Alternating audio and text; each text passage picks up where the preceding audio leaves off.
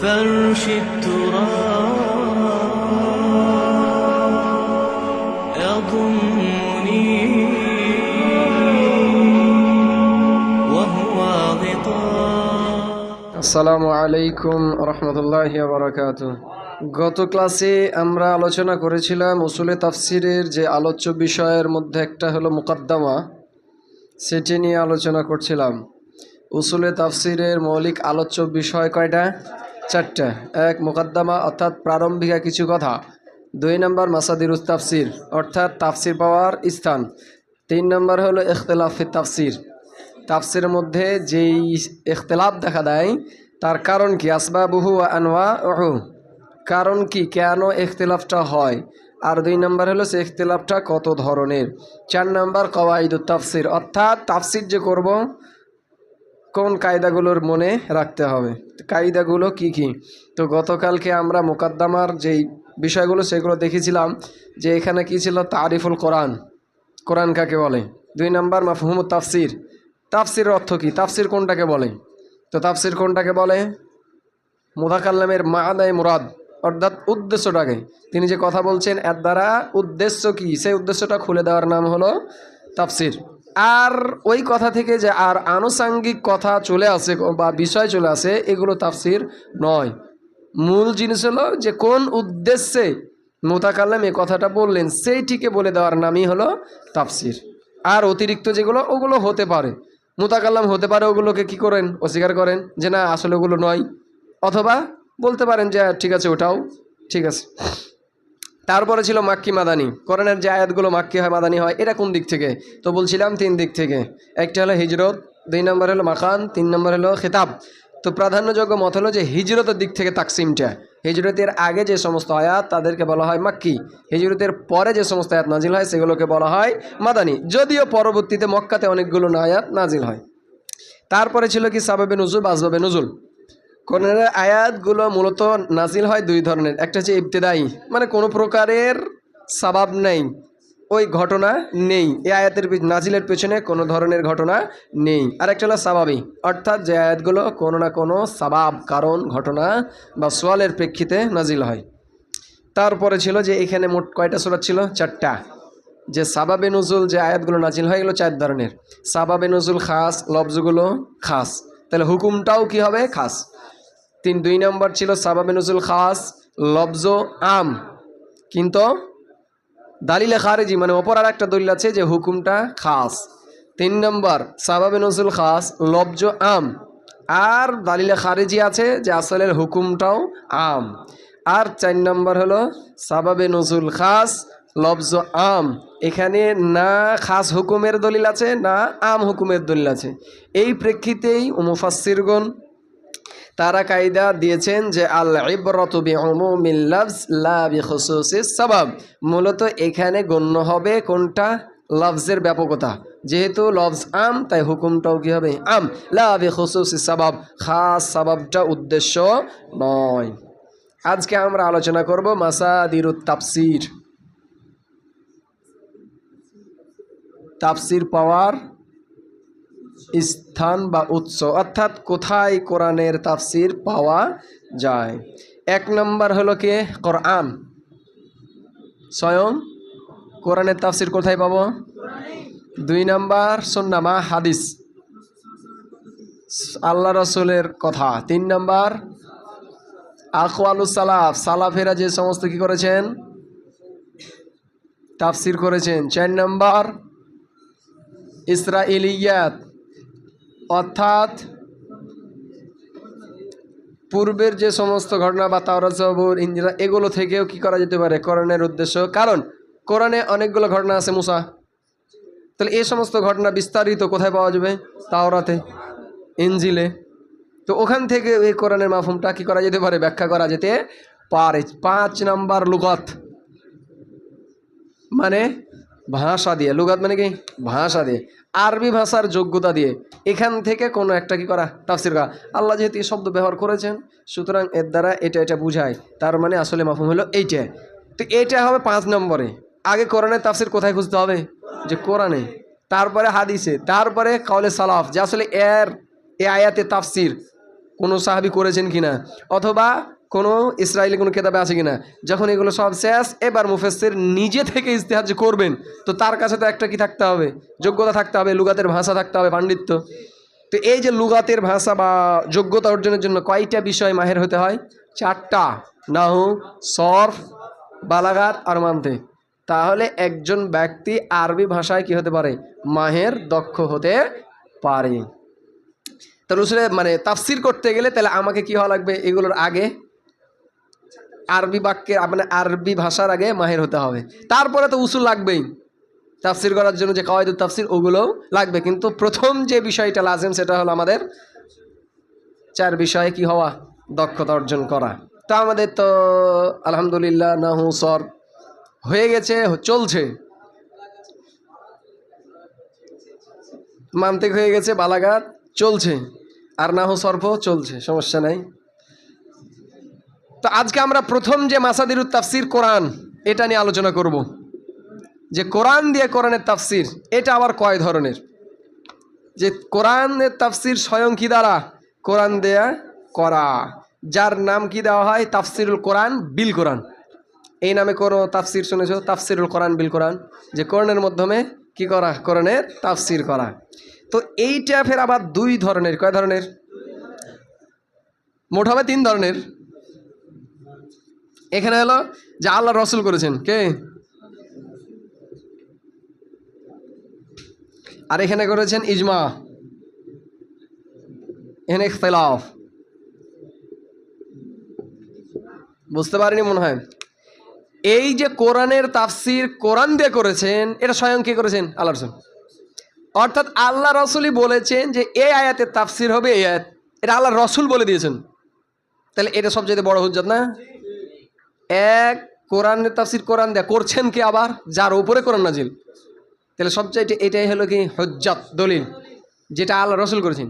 আর একটা হলো আল্লাহ রসুল করেন নাই, কে করেছেন? ওলামাগুন পরবর্তীতে করেছেন, যে এই আয়াতের তাফসির হলো কি? এই আয়াত। আর এই ব্যাপারে সব ওলামাই কি একমত, যে হ্যাঁ এই আয়াতের তাফসির কি? এই আয়াত। আর আরেকটা হলো ইখতিলাফ, অর্থাৎ একজন মুফাসসির আয়াতের তাফসির আয়াতকে বানিয়েছেন, কিন্তু আরেকজন বানান নাই। তার মানে এটা কি করা যাবে না? তাফসির কোরআন বিল কোরআন ধরা যাবে না। এইটা হবে ওই মুফাসসিরের কি নিজস্ব ইজতিহাদ, মানে তিনি এটা ইজতিহাদ করে বলছেন যে আয়াতের তাফসির আয়াত। বুঝতে মনে পারেনি? তাহলে দলিল হিসেবে শুধু কোনটা হবে? এইটা আর এইটা, যেটা আল্লাহ রসুল নিজে করেছেন। যেমন একটা আয়াত পড়ছেন, আল্লাযীনা আমানু ওয়া লাম ইয়ালবিসু ঈমানাহুম বিজুলম, যারা ঈমান আনলো আর জুলুমের সাথে কি করা নাই, মানে ঈমানের সাথে জুলুমকে আমি সংমিশ্রণ করা নাই। তো জুলুম তো এটা একটা আম জিনিস। জুলুম হলো যে কোনো জিনিসকে তার অপাত্রে রেখে দেওয়া।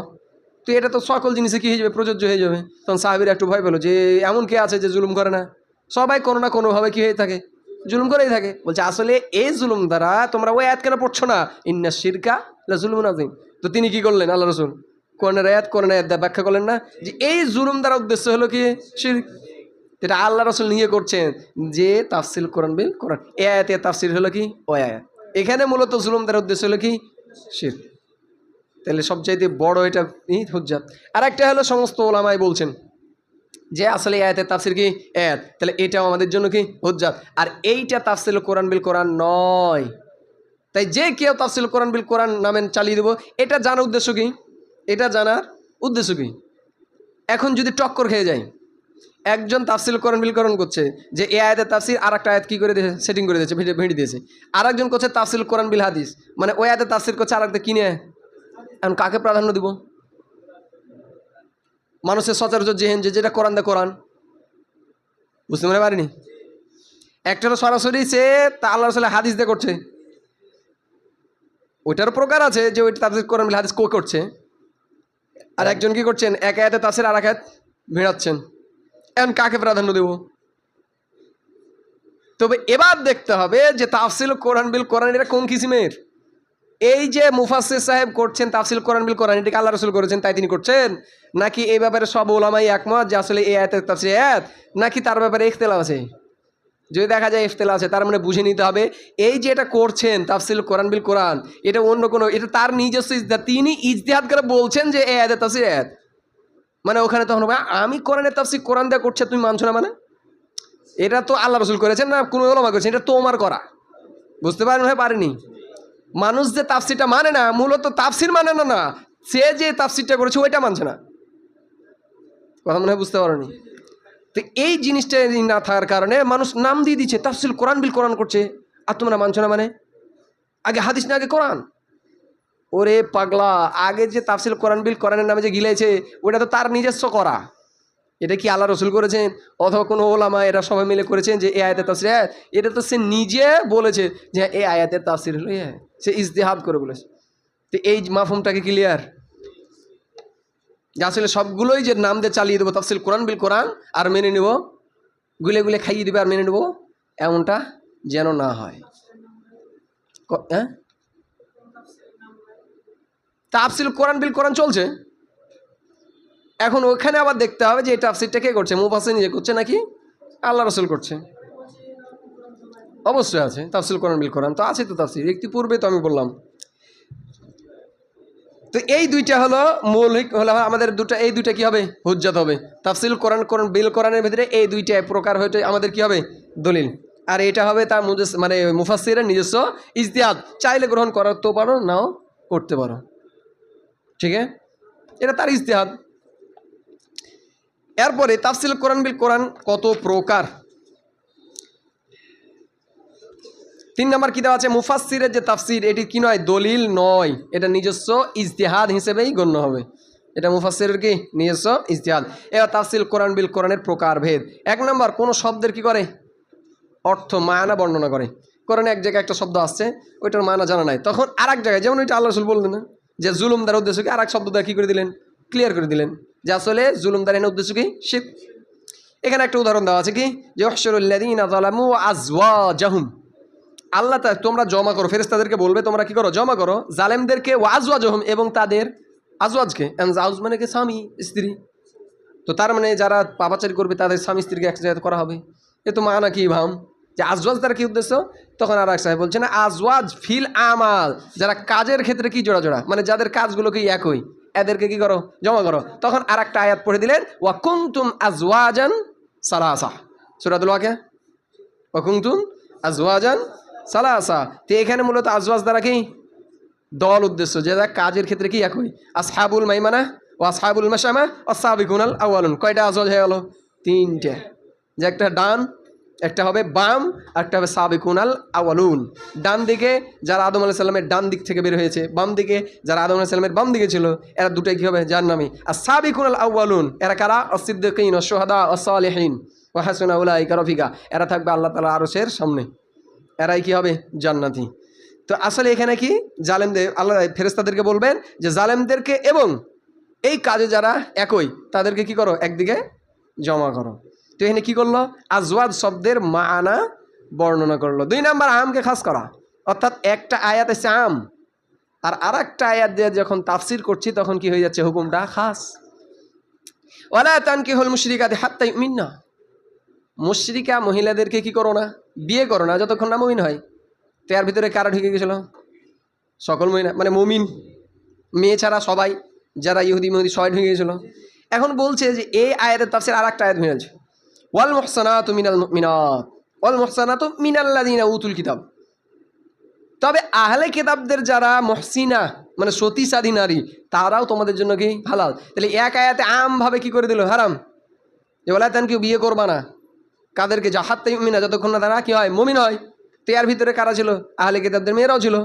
তো কিন্তু আর এক আয়াত আসছে যে ওখানে বলা হচ্ছে যে আহলে কিতাবদের সতীসাধী নারীরাকেও কি করা যেতে পারে, বিয়ে করা যেতে পারে। তো এই আয়াত কি করে দিল, খাস করে দিল যে মুশরিক ঠিক আছে যারা মুমিন নাই সবাই ওখানে হারাম, কিন্তু এরা ব্যতীত কারা? আহলে কিতাবদের সতীসাধী নারীরা ব্যতীত। তাহলে এক আয়াতের তাফসীর জন্য আর এক আয়াত আমি কি করলাম সেট করলাম, তখন হুকুমটা কি হয়ে গেল, খাস হয়ে গেল। 3 নম্বর, মুতলাককে মুকাইয়াদ কি করা, মুতলাক মুকাইয়াদ, যেটা আমরা কিসে পড়েছি, এগুলো সব কিছুই মানে একটার সাথে আর একটা কি কানেক্টেড। মান্তেক বালাগাত কোথায়, সব জায়গাতে আমরা কি করতে পারবো, ইস্তেমাল করতে পারবো। এক জায়গায় আছে আস্তাগফিরুনা লিমান ফিল আরজ, ফেরেশতারা কি করে, ক্ষমা প্রার্থনা করে। আস্তাগফিরুনা ক্ষমা প্রার্থনা করে, লিমান ফিল আরজ যারা জমিনে আছে। তো যারা জমিনে আছে, জমিনে তো মুসলমান যেমন আছে, হিন্দু খ্রিস্টান সবাই আছে। তো যারা মুমিন নয় মানে গায়র মুসলিম, এদের জন্য কিন্তু ইস্তেগফার হয়। ইস্তেগফার কাদের জন্য হয়? যারা মুমিন। তো বলছে আর একটা আয়াত আছে, ওইটা আয়াত কি হচ্ছে মুকাইয়াদে আছে, ইয়াস্তাগফিরুনা লিল্লাযিনা আমানু, মানে জমিনের বুকে যারা মুমিন। তো এক আয়াত আছে মুতলাকান যে বাস সবার জন্য ইস্তেগফার হয়ে যাচ্ছে, কিন্তু আর এক আয়াত যে তাফসির করতে গিয়ে কি হয়েছে মুকাইয়াদ হয়ে গেল যে আসলে ইস্তেগফারটা মূলত কাদের জন্য, মুমিনদের জন্য। তাফসিরুল কোরআন বিল কোরআনের যে সমস্ত মাফহুম, এটা কি ক্লিয়ার? যদিও অনেক বিষয় আছে কিন্তু বাস মৌলিকভাবে যে আসলে কোন জিনিসগুলো আমাদের জন্য জরুরি এগুলো শর্ট কোর্সে কী করা হয়েছে, অ্যাড করা হয়েছে। এগুলো বিষয় যখন আমরা কিতাব আকারে পেব তখন আরও অনেক কিছু উদাহরণ পেতে পারি, আরও অনেক কিছু মাফহুমও চলে আসতে পারে।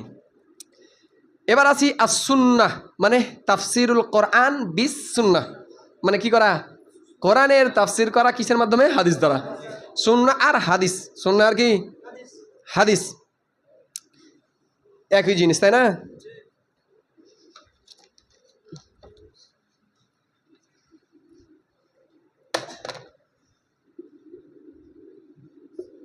এটা আবার কত ধরনের যাবে,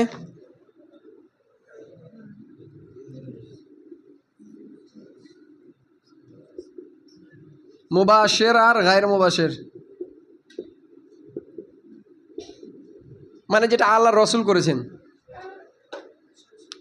নিজের। একটা তো আল্লাহ রসুল উতিপূর্বে গেল যে আল্লাহ রসুল তাফসির করলেন কিন্তু কি কোরআনের আয়াত দিয়েই, আর একটা কি নিজে থেকে, যে আসলে এই আয়াতের মানা হলো এটা, মানে নিজে থেকে করেছেন, এটা হলো মুবাশির, যে আল্লাহ রসুল নিজে কি করেছেন ওই আয়াতের ব্যাখ্যাটা নিজে করেছেন। আর একটা গায়র মুবাশির, আল্লাহ রসুল করে নাই কিন্তু মুফাসসির ইজতিহাদ করে কোন আয়াতের প্রেক্ষিতে আল্লাহ রসুল কোন হাদিসকে কি করে দিয়েছে, সেট করে দিয়েছে যে এই আয়াতের তাফসির হলো এটা। তাহলে এইটা কোন পর্যায়ে আর এটা কোন পর্যায়ে, এটা হলো আসল তাফসির, আর এটা হবে মুফাসসিরের নিজস্ব কি ইজতিহাদ। মাফহুম কি ক্লিয়ার? সবগুলো যে তাফসির কোরআন বিল হাদিস সবই একই, বিষয়টা এমনটা না। এগুলো জানার অর্থ হলো যে যখন তাফসিরের ক্ষেত্রে কি হবে, টক্কর খাবে, কাকে প্রাধান্য দিব, এটা যদি আমরা না জানি তাহলে প্রাধান্য দিতে পারবো? তো না জানার কারণে আমাদের কাছে সবই কি তাফসির কোরআন বিল হাদিস, না জানার কারণে সবই কি আমাদের তাফসির কোরআন বিল কোরআন। আর যখন আমরা জানতে পারবো যে আসলে কারটা কোন লেভেলের, তখন আমরা কি করতে পারবো, তাকে তারজিহ প্রাধান্য দিতে পারবো। তো যে হাদিসটা আল্লাহ রসুল, মানে যেই কোরআন আয়াতটা আল্লাহ রসুল স্বয়ং নিজে করেছেন, তাহলে সেটাই হবে কি প্রাধান্য। আর যেটা মুসান্নিফের নিজস্ব ইজতিহাদ, কোন আয়াতের প্রেক্ষিতে কোন একটা মিল আছে কোন আলোচনার ক্ষেত্রে, তখন কি করে দিয়েছেন। এই যেমন একজন আছে ওয়াজি আয়াউমা এজিম বি জাহান্নাম, কোন আয়াত আছে না, যে সেই দিন জাহান্নামকে কি করা হবে, নিয়ে আসা হবে। এখন এক হাদিসে আল্লাহ রসুল বলেছেন যে জাহান্নামকে ৭৭,০০০ জিনজির দিয়ে ৭৭,০০০ ফেরেশতা, প্রত্যেক জিনজিরে থাকবে কি ৭৭,০০০ ফেরেশতা টেনে আসা হবে। আল্লাহ রসুল কিন্তু ওই আয়াতের প্রেক্ষিতে এটা বলেনি, এটি এমনিতে মুতলাকান কি করেছেন, আলোচনা করেছেন। এখন এই আয়াতের মাফহুম ওই হাদিসের মাফহুম কি হয়েছে, প্রায় সেম সেম, তখন ওইটা কি করে দিয়েছেন, তাফসির হিসেবে তা আয়াতের নিচে অ্যাড করে দিয়েছে। কথা কি বুঝতে পারা গেছে? আর যেমন মুবাশশির যেমন আল্লাহ রাসূল নিজে করেছেন, যেমন ওয়ালাকাদ আতাইনাকা সাবআম মিনাল মাসানি, যে আল্লাহ তাআলা তোমাদের কি দিয়েছেন, ওয়ালাকাদ আতাইনা অবশ্যই আমি দিয়েছি, সাবআম মিনাল মাসানি 7 বারবার পড়ি জানি ওয়ালি আয়াত। তো সাহাবারা তো জানেন না এটা কি কোনটা 7, তখন আল্লাহ রাসূল বললেন হিয়া উম্মুল কোরআন, কে সূরাতুল ফাতিহা, খাস এক কোরআন দিয়েছি, আবার কি সূরা ফাতিহাও দিয়েছি। এটা আল্লাহ রাসূল কি করে দিলেন, ওই ওয়ালাকাদ আতাইনাকা সাবআম মিনাল মাসানি তাফসীর নিজে করে দিলেন। কথা কি ঢুকেছে কি, মাফহুম কি ক্লিয়ার? তো এই ছিল আমাদের কি তাফসীর কোরআন বিল সুন্নাহ বা হাদিস। এবার তাফসীর কোরআন বিল হাদিসের প্রকারভেদ। এক নম্বর কি তাখসিসুল আম, কোরআনে কি আছে আমভাবে চলে এসছে, কিন্তু হাদিসে কি করছেন খাস। যেমন কোরআনে আছে না যে ফাকরাউ মা তায়াসসারা মিনাল কোরআন, তোমরা নামাজে কি করবা, নামাজে দাঁড়াবে তাকবীরে তাহমিদ, তারপরে কোরআন থেকে যেটা সহজ কি করবে পড়বা, যে কোনো আয়াত তেলে উঠে গেল না। আল্লাহ রাসূল বলছেন কি আগে কি করবে, লা সালাতা লিমান লাম ইয়াকরা বিফাতিহাতিল কিতাব, তিনি কি করে দিলেন খাসভাবে এটা কি করতে হবে, পড়তে হবে। এখানে একটা উদাহরণ আছে ফাতাজিলুন নিসা ফিল মাহিজ, ফাতাজিলুন নিসা ফিল মাহিজ, মানে হায়েজ অবস্থায় তোমরা মহিলাদের থেকে কি থাকো, দূরে থাকো। তার মানে খাওয়া দাওয়া ওঠা বসা এটা মুতলাক অঞ্চল আছে না, আমভাবে ওদের থেকে দূরে থাকতে হবে। আল্লাহ রাসূল বলছেন আসলে এর দ্বারা উদ্দেশ্য কি, দূরে থাকার উদ্দেশ্য কি, যে মানা করা, মানে সবই করতে পারবে। ইসনাউ কুল্লা শাই, প্রত্যেকটা জিনিস করো ইল্লান নিকাহ, তবে বিয়ে ছাড়া, মানে নিকাহ বলতে এখানে কি জমা ছাড়া। তো এনে কি করলো, আম আয়াতকে কি করে দিলেন হাদিসে খাস, যে আসলে এখানে যে ইতিজাল দূরে থাকার অর্থ সেটা কোনটা, জমা করা। নয়তো যখন বলবে দূরে থাকা, তার মানে সব কিছু থেকে কি হয়ে যাবে, দূরে থাকা অন্তর্ভুক্ত না। তো তিনি কি করে দিলেন, খাস করে দিলেন আসলে কোন বিষয়টা দূরে থাকতে হবে, জেমা করা থেকে। হায়েজ অবস্থায় স্ত্রী সহবাস করা কি হারাম। ঠিক আছে। 2 নাম্বার বায়ানুল মুজমাল, মানে ইজমালি বর্ণনা, সংক্ষিপ্ত একটা জিনিস ওইটাকে কি করা, বর্ণনা করা। যেমন ইতিপূর্বে আমি উদাহরণ দিলাম যে আল্লাহ আতাইনাকা সাবআম মিনাল মাসানি, আল্লাহ তাআলা বলছেন যে অবশ্যই আমি তোমাকে দিয়েছি সাবআম মিনাল মাসানি, 7টা মাসানি দিয়েছি, ওয়াল কোরআন আল আযীম, এবং কোরআনে আযীম দিয়েছি। এখন এটা তো একটু কি সংক্ষিপ্ত বিষয়, কি এর দ্বারা কি উদ্দেশ্য, আল্লাহ রাসূল বললেন হিয়া কি উম্মুল কোরআন, হিয়া সাবআম মিনাল মাসানি। 3 নাম্বার ইদাহুল মুশকিল, মুশকিল জিনিসের কি করা, প্রকাশ করা, স্পষ্ট করা। ইদাহ মানে কি করা, স্পষ্ট করা মুশকিল জিনিস। এক জায়গায় আছে ইয়া উখতা হারুন মা কানা আবুকি ইমরা, কার ব্যাপারে আসছে, মারিয়াম আলাইহিস সালামের ব্যাপারে। তার সম্প্রদায়ের লোকেরা বলছে ইয়া উখতা হারুন মা কানা আবুকি ইমরা সাউইয়া মা কানাত উম্মুকি বাগিয়া, তোমার বাপ ভাই তো ভালো ছিল, মানে হে হারুনের বোন, ওখানে কি সম্বোধন হলো, হে হারুনের বোন। ইয়া উখতা হারুন আছে না 16 নম্বর পারায় 6 নম্বর পৃষ্ঠা, ইয়া উখতা হারুন, এ হারুনের বোন, মা কানা আবুকি ইমরা সাউইন, তোমার বাপও তো ভালো, ও মা কানা উম্মুকি বাগিয়া, আর তোমার মাও তো কি নয়, বাকি নয়। তো তুমি কেন এই মানে যে যখন ঈসা আলাইহিস সালাম গর্ভবতী হয়ে গেলেন, মারিয়াম আলাইহিস সালাম, তখন এই কথা বললেন। তো ওখানে কি বার করা, ইয়াক্তা হারুন। তখন একজন ইহাতে বলছে তোমাদের কোরআন আছে ইয়াক্তা হারুন, অথচ মুসার জামানা ঈসার জামানা মেলা পার্থক্য। তার মানে এখানে হারুন দ্বারা কে উদ্দেশ্য ছিল, তার উদ্দেশ্য মুসার ভাই হারুন। তখন ওই মুসলমান আইসা আল্লাহ রাসূলকে জিজ্ঞেস করলেন যে এই ব্যাপার, কইছে আরে না, তাদের রেওয়াজ ছিল যে তারা তাদের সন্তানদের নাম রাখতো ভালো ভালো লোকদের নামে। তো মারিয়াম আলাইহিস সালামের একটা ভাই ছিল যার নাম কি ছিল, হারুন। এটা ওই মুসার ভাই হারুন নয়। তো একটা মুশকিল জিনিস, এটাকে সবার জানা সম্ভব ছিল, আল্লাহ রাসূল কি করে দিলেন, স্পষ্ট করে দিলেন যেখানে হারুন ওই হারুন না, এটা হলো মারিয়াম আলাইহিস সালামের ভাই হারুন। সমাজ মে আয়া। তো কলা রাসূলুল্লাহ রাসূল বললেন ইন্নাহুম কানু ইসাম্মুনা বিআম্বিয়াইহিম, যে তারা নামকরণ করত তাদের নবীদের নামে, ওয়াসসালিহিনা এবং সৎ লোকদের নামে। তার মানে মারিয়াম আলাইহিস সালামেরই একটা ভাই ছিল কে, হারুন। তো এই ছিল আমাদের আজকের আলোচ্য বিষয়, তাফসিরুল কোরআন বিল কোরআন এবং তাফসিরুল কোরআন বিস সুন্নাহ বা আহলি হাদিস। ঠিক আছে, সুবহানাকাল্লাহুম্মা বিহামদিকা আশহাদু আল্লা ইলাহা ইল্লা আনতা আস্তাগফিরুকা ওয়া আতুবু ইলাইক।